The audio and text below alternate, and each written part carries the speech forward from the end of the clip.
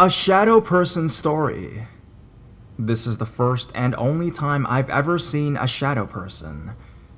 It was years ago when I was still a teenager in high school. I was invited to a girl in my class's house for a slumber party and cookout. We had a bonfire, hot dogs, marshmallows, the whole 9 yards. Very fun, enjoyable memories. She lived in a trailer, and next to her trailer was a trailer that had been abandoned for what seemed to be a few years. It was overgrown by weeds and basically looked like it was falling apart.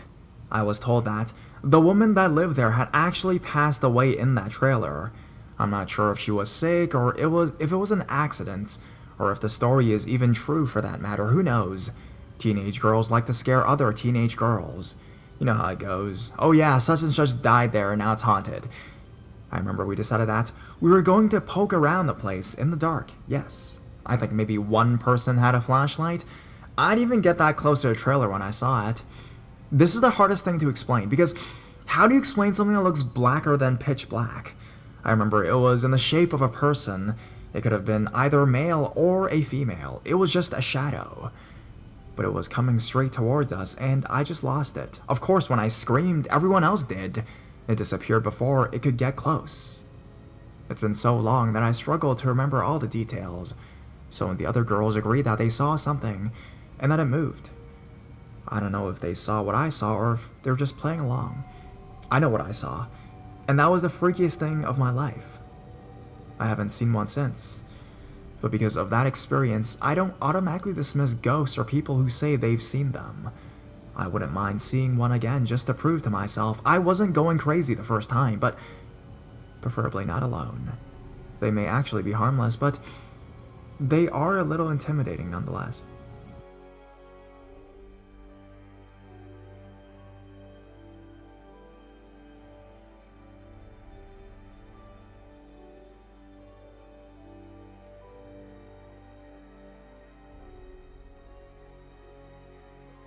"7 years ago, I encountered a shadow person.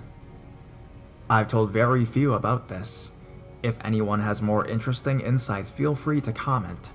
And this is the one paranormal thing I truly believe in the most.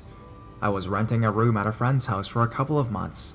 It was a transitional kind of thing between moving elsewhere. Because of this, I kept my room very bare. I actually slept in a sleeping bag on a carpet floor with nothing but a radio and some books. One of those books, I can't remember the name, was grimoire, basically a witch's journal or handbook. It had various spells and instructions. I bought it at a common bookstore, so it wasn't anything super mysterious. Anyways, I have never been, nor am I now, one to practice stuff like this. I think I was just kind of experimenting and searching for something new. It was probably about 4 in the morning when I saw it. I had gone to a party after work with coworkers, and it was beginning to storm. It wasn't raining yet, but the wind was blowing very strong. I'll say it had that electric feeling in the air, like the coming of a thunderstorm. I pulled into the backyard driveway of my place, which was surrounded by fencing from other backyards. I parked, took a few steps heading towards the door, and saw it. I stopped, dead in my tracks, and couldn't believe what I was seeing. It was a shadow on a fence to my right in the perfect form of a human. Same size, same shape. Now, this wasn't something that was three-dimensional or walking around. It was just a shadow on a fence, but it was waving its arms in the air, as if frantically trying to get my attention. It would also then periodically distinctly point both hands over its head to the right, as if motioning me to do something in that direction. Imagine huge trees are blowing in the wind, and moving shadows from nearby floodlights everywhere. This was happening all around, but it couldn't account for this particular figure. I would have been very scared if not for the buzz I had been drinking all night. I was actually delighted that I had finally seen something paranormal. One part was scary though, and I want others to chime in if they have seen a shadow person before. This thing appeared here as well as in the front yard to me that night. The second time in the front yard I went out to smoke. It was again in the shadows from nearby branches and leaves blowing. It was still waving at me frantically and pointing to its right. If I took my eyes off of it and looked to the side as if to see it from a different perspective, It would start waving more and more frantically, as if it was scared I wasn't going to look at it anymore. The scariest thing. The longer I looked at it, the less it would move. It would slow down to a dead pause, and then simply tilt its head. Its head tilted and stood motionless as if its neck was broken. If I looked away and looked back again, it would again be waving frantically and slowly go back to standing still with its head tilting. Again, this wasn't the kind of scenario where you're scared shitless. It was more like you were tripping and just kind of playing along, thinking about what you were seeing in a very, that is weird. I wasn't tripping though. Thinking about it now worries me more though, because basically, I have heard that this kind of phenomenon happens to a lot of people who play around with ritual or magic. The grimoire, I had only a few nights before been playing around with a candle, and facing the different cardinal directions inside of an imaginary circle. This was part of what I can remember doing. Anyways, that was my shadow person.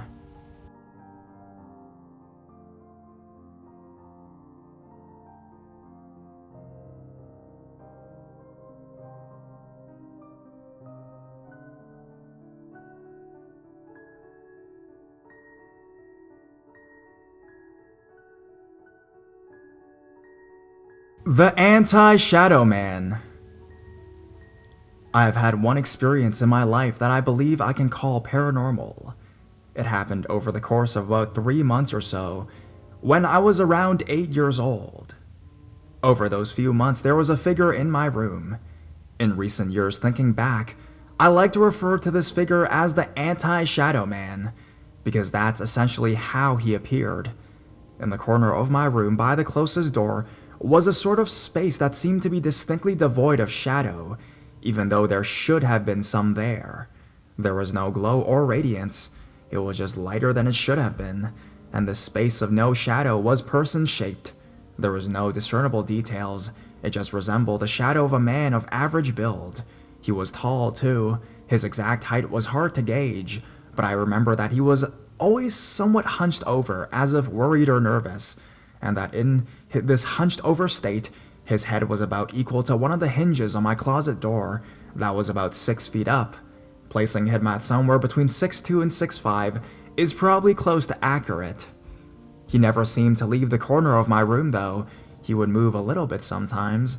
He would shuffle his legs or look around, never really at me though.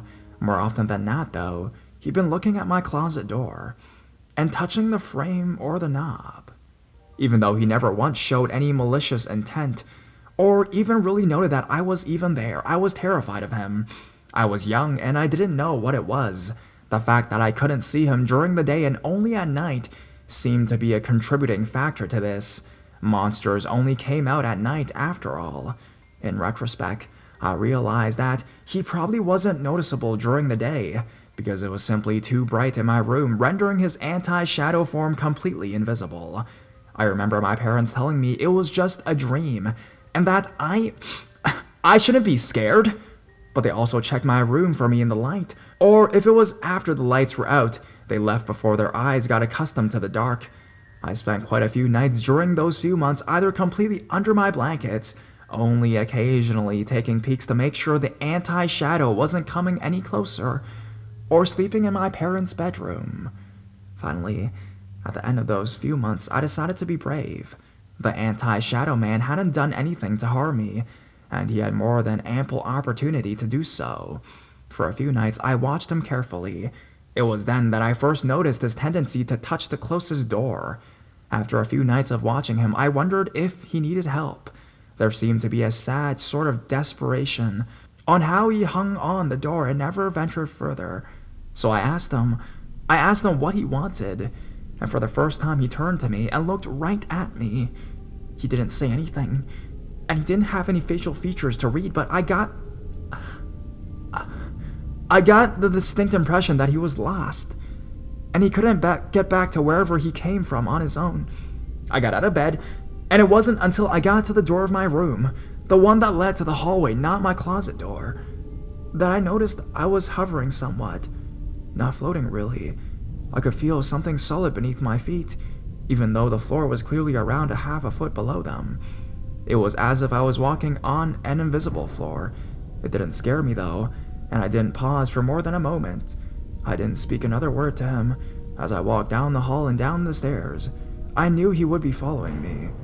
The moonlight from the hall window seemed oddly bright, and everything just felt a little off. Not alarming or drastically different, but it just didn't seem the same as usual. At the bottom of the stairs was the door leading out to the house. I opened it.